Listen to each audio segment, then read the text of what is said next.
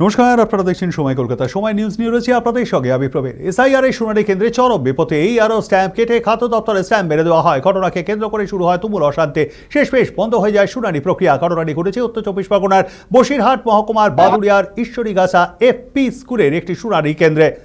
সকাল সকাল logical ডিসক্রিপেন্সির notice হাতে করে নিয়ে হাজির ছিলেন বেশ কয়েকজন গ্রামবাসী। অভিযোগ, সেখানে রিসিপ্ট কপিতে এই আরোর সই এবং স্ট্যাম্প কেটে দিয়ে নতুন করে খাদ্য দপ্তরের সই ও স্ট্যাম্প দিচ্ছেন উপস্থিত অফিস আধিকারিকরা।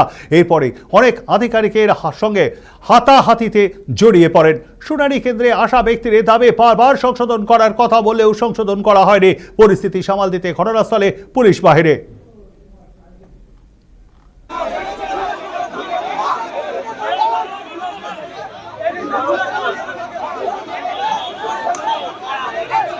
মানে স্ট্যাম্পটা আছে সেটা কেটে দিচ্ছে, আমাদের এখানে পুরো বিচার সে মানে সিগনেচার করছে।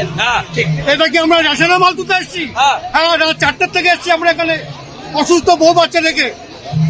আপনারা এখন কি চাইছেন? আমরা এখন তাদের সমাধান চাচ্ছি, এটাকে বাদ দিয়ে যে সঠিক লোক তাকে হোক। আমরা মূর্খ মানুষ, আমরা বুঝি না যেটা সঠিক সেটাই হোক। আমাদের এখানে ইয়ারোর স্টাম্প না মেরে ফুড অফিসের স্টাম্প মারছে, তাতে করে হিয়ারিং আমরা পাবলিকে বন্ধ করে দিয়েছি। এখানে ইয়ারোর স্টাম্প কেটে দিয়ে ফুড অফিসের স্টাম্প মারছে।